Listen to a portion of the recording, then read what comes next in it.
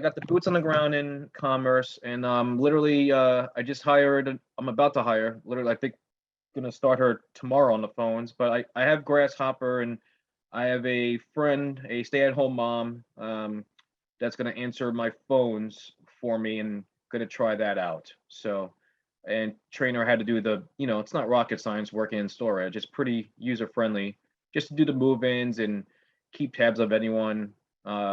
I've been handling the phones, and typically in the latter part of the month, and then the first week of the month, the phones are ringing a lot, and especially when I'm out in the field, it's a little bit of a nuisance. But uh, I think now with the third facility coming on, hopefully next month, I think it's a good time to bring on a phone person to train them and get used to them and get them in rhythm before I can hand over the third facility. Because I think initially I like to do the first reach first to all the customers and attendants, and then afterwards, after I get things going, then pass it off to someone else.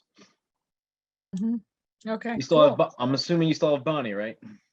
Yeah, we still have Bonnie. Okay. Yeah. No, And we're she's bringing her managing. into, we're bringing her into the company. And so, because what we did is we took our property management company out of Miss Lillian's, and then we formed our own property management company.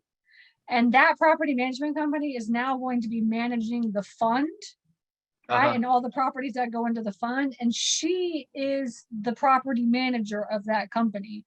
And essentially, she now is like a partner in the company for us. So we've incentivized her to also give her even like profit share and stuff like that, so that she knows she needs to be running this running this company properly, and she gets even like profit on the back end and stuff like that. I think we are all looking for our next Bonnie. Bonnie's been with you for how long? Like 7 years. It's a long time. So basically from your first facility? From the very first one, yes. Wow. Yeah. Yeah. So she can do it all. She can do it all. Yeah. That's great. Yeah. I mean, for her to be with you for that long, and she's learned pretty much everything about the business at this point. So. Well, and so, yeah, and then we're going to be doing and so she's actually, we're trying to get Pete out of the business. That's the goal. And the only way you can get Pete out of the business is if you train Bonnie to do everything that Pete does, right? So that's kind of what we're doing now. So it's kind of exciting. Okay, all right. So I was going to ask a question about the management. Oh yeah, so how are your auctions and stuff? How are you handling all that?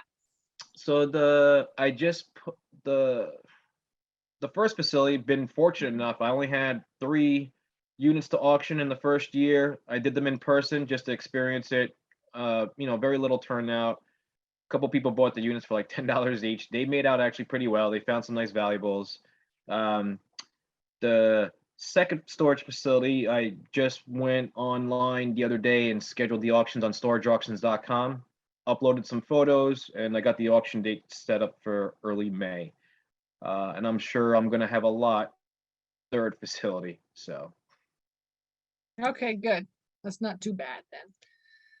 Okay, we had a couple of questions. Let me just ask these to you. Which storage software that you demoed did you like best? Oh, that's for me. Yeah, I'm honestly, we've been using storage for so long. Like, I'm just a storage person. I know how it goes. And we've been using it since the very beginning. And so, and they call on Pete a lot to beta test things. So we're just a storage family is what we are. Well, I mean, and I was demoing ESS, but during your mastermind, Pete knows it so well, and the little tweaks that you can do here and there. I just felt comfortable going along with it as well. I know a couple other students I think went with ESS, but I think a majority of them went with storage. Yeah, most everybody goes with storage now. Honestly, ESS and storage are they're very close in price now. They're raising the rates and all kinds of stuff too. So, and they're funneling a lot more money into storage. Storage is actually becoming storage enterprise. If anybody doesn't know, it's storage enterprise. And what's happening is like SiteLink and ESS and storage are all owned by the same company. The money that ESS is making is being funneled into storage. The money that SiteLink makes is being funneled into storage. And it's becoming this like storage kind of enterprise where they're putting so much development into developing the software out that I think it's really kind of just going to be like the big one now. Like back in the day, SiteLink used to be the big one, but I really feel like over the course of the next year or two, storage is going to be the huge software out there.